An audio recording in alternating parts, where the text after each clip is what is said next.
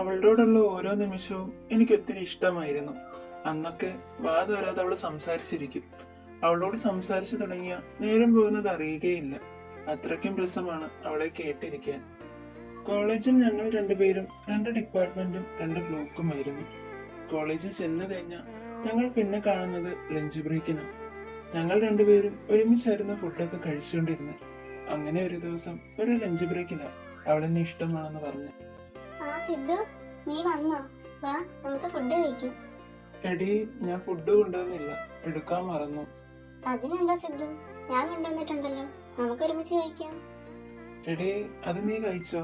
അത് ആകപ്പാടെ നിനക്ക് കഴിക്കാനുള്ളതല്ലേ ഉള്ളൂ. അതൊന്നും കുഴപ്പമില്ല എന്റെ സിദ്ധു, നീ കഴിച്ചല്ലേ ഞാനും കഴിക്കത്തില്ല, കേട്ടല്ലോ. ഓ ശരി ശരി, ഞാൻ കഴിക്കാം. ഇനി അതിന്റെ പേര് നീ കഴിക്കാതിരിക്കണ്ട. എന്നാ വാ കഴിക്കാം. നീ കഴിച്ചിട്ട് ബാക്കി തന്നാ മതിയെടി.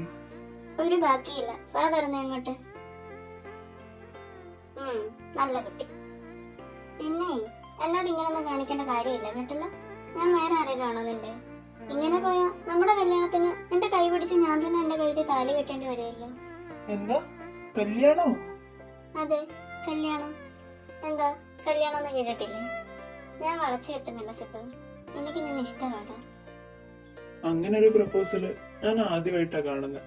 ഞാൻ കേട്ടത് തെറ്റിപ്പോയെന്ന് വരെ ഞാൻ ഒരു നിമിഷം ചിന്തിച്ചു. നിന്റെ മുമ്പിൽ വളച്ചു കെട്ടേണ്ട ആവശ്യമുണ്ടെന്ന് എനിക്ക് തോന്നിയില്ല സിദ്ധു, അതുകൊണ്ടാ ഒന്നും നോക്കാതെ ഞാനങ്ങ് പറഞ്ഞ. അവന്തി, നീ എന്താ ഈ പറയുന്നത്?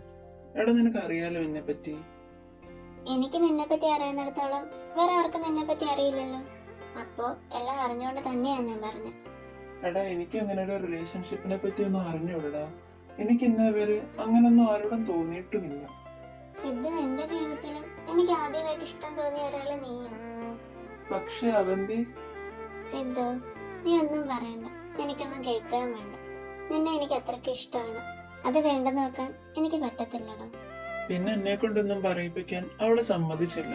പിന്നെ പയ്യെ പയ്യെ അവൾ എന്നെ മാറ്റി തുടങ്ങി. അവള് നന്നായി പാട്ട് പാടുമായിരുന്നു. അങ്ങനെ ഒരു ദിവസം കോളേജിലെ പ്രോഗ്രാമിന് അവള് പാട്ട് പാടാൻ കയറി. അന്ന് അവള് പാടിയത് നല്ല രസമായിരുന്നു.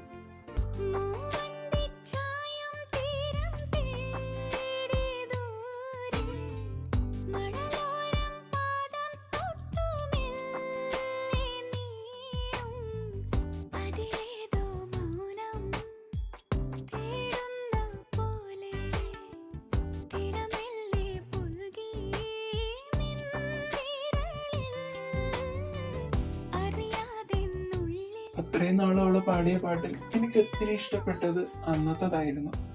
അവളോട് എനിക്ക് എന്തൊക്കെയോ തോന്നി തുടങ്ങിയതും അന്ന് തന്നെയായിരുന്നു. ആ തോന്നല് പിന്നെ അവളോടുള്ള പ്രണയമായി മാറി.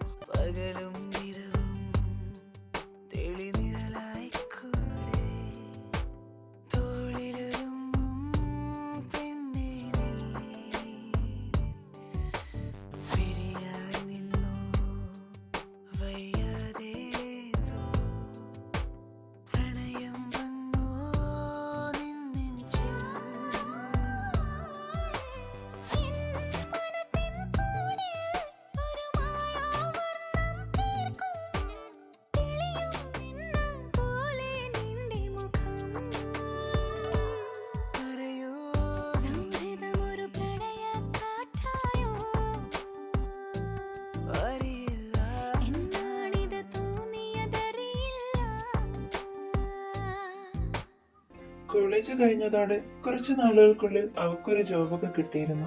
എനിക്ക് ജോലിയൊന്നും കിട്ടിയിരുന്നില്ല. എനിക്കും കൂടി ജോലിയൊക്കെ സെറ്റായ ശേഷം ഞങ്ങളുടെ ഇഷ്ടത്തിന്റെ കാര്യം ഞങ്ങളുടെ വീട്ടിൽ തുറന്നു പറയാനിരിക്കുകയായിരുന്നു. പക്ഷെ അതിനു മുമ്പേ തന്നെ അവൾക്ക് ഓരോരോ കല്യാണാലോചനകൾ വന്നു തുടങ്ങി. അവൾ ആദ്യത്തെ കുറച്ചു നാൾ പിടിച്ചു നിന്നു. വന്നവരെ ആരെയും ഇഷ്ടപ്പെട്ടില്ല എന്നൊക്കെ പറഞ്ഞു എന്തെങ്കിലുമൊക്കെ കണ്ടുപിടിച്ച് അതൊക്കെ മുടക്കി.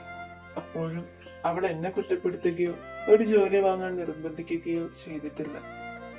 എന്നെ അവൾ നല്ലോണം മനസ്സിലാക്കുന്നുണ്ടായിരുന്നു. ഞാനൊരു ജോലിക്ക് വേണ്ടി എത്രത്തോളം ട്രൈ ചെയ്യുന്നുണ്ടെന്നുള്ള കാര്യം അവൾക്ക് നന്നായി അറിയാമായിരുന്നു. അതുകൊണ്ട് തന്നെ അവളെല്ലാം മാനേജ് ചെയ്തു. അവസാനം വീട്ടുകാരുടെ നിർബന്ധങ്ങൾ കൂടിക്കൂടി വന്നപ്പോൾ അവൾ ഞങ്ങളുടെ കാര്യം വീട്ടിൽ തുറന്നു പറഞ്ഞു. പക്ഷെ അവളുടെ വീട്ടുകാർക്ക് എന്നെ ഇഷ്ടമായിരുന്നെങ്കിലും ഞങ്ങളുമായിട്ടുള്ള കല്യാണത്തിന് അവർക്ക് ഓക്കെ ആയിരുന്നില്ല. എന്റെ ഈ സ്വഭാവം തന്നെയായിരുന്നു അതിന് കാരണം. പണ്ട് ഞാൻ ഇത്ര പോലും ബോൾഡായിരുന്നില്ലടോ. ആരെങ്കിലും ആരടാന്ന് ചോദിച്ചാൽ എന്തിടാന്ന് പോലും ഞാൻ തിരിച്ചു മിണ്ടത്തില്ലായിരുന്നു. ഒന്നും മിണ്ടാതെ ഇങ്ങ് വരത്തേ ഉള്ളായിരുന്നു. അതുകൊണ്ടാണ് അവർ അന്ന് എനിക്ക് അവളെ കെട്ടിച്ചു തരാൻ ഒരുങ്ങാഞ്ഞത്. പക്ഷെ അവരെ തെറ്റു പറയാനും പറ്റില്ലടോ. സൗഹൃദത്തിനപ്പുറം ജീവിത പങ്കാളിയിലേക്ക് കിടക്കുമ്പോൾ തന്റെ കൊച്ചിനെ നല്ല രീതിയിൽ നോക്കാൻ പറ്റുന്ന ഒരാളാണോന്ന് ഏതൊരു പേരൻസും നോക്കത്തുള്ളൂ. നാളെ എന്നോട് ജീവിക്കുമ്പോൾ ഞങ്ങൾക്ക് എന്തെങ്കിലും പ്രശ്നങ്ങൾ ഉണ്ടായി കഴിഞ്ഞാൽ അവൾ അതെല്ലാം ഒറ്റയ്ക്ക് സഹിക്കേണ്ടി വരില്ലേ? ഞാനാണെങ്കിൽ ആരോടും ഒന്നും എതിർക്കാനും പോവുകയുമില്ല. പിന്നീട് അവൾ എടുത്ത ആ തീരുമാനം തെറ്റായെന്നോർത്ത് അവൾ കുറ്റബോധപ്പെട്ട് ജീവിക്കേണ്ടി വരും. അതൊക്കെ ഓർത്തിട്ടാണ് അവളുടെ പേരൻസ് അന്ന് അതിന് സമ്മതിക്കാതിരുന്നത്. എങ്കിലും ഇതൊന്നും പറഞ്ഞ് അവൾ എന്നെ കുറ്റപ്പെടുത്തിയിട്ടില്ല. ഒരിക്കൽ പോലും എന്റെ സ്വഭാവം മാറ്റണം എന്നും അവൾ പറഞ്ഞിട്ടില്ല. ഞാൻ എങ്ങനെയാണോ അതുപോലെ മതി എന്നായിരുന്നു അവൾ എന്നോട് പറഞ്ഞത്. ഒരു ജീവിതമൊക്കെ തുടങ്ങുമ്പോൾ എല്ലാം ശരിയായിക്കോളും എന്നായിരുന്നു അവളുടെ നിലപാട്. പക്ഷെ അതിനുശേഷം അവൾക്കൊരു കല്യാണാലോചന വന്നിരുന്നു. അവളുടെ പേരൻസ് അതങ്ങ് ഉറപ്പിക്കുകയും ചെയ്തു.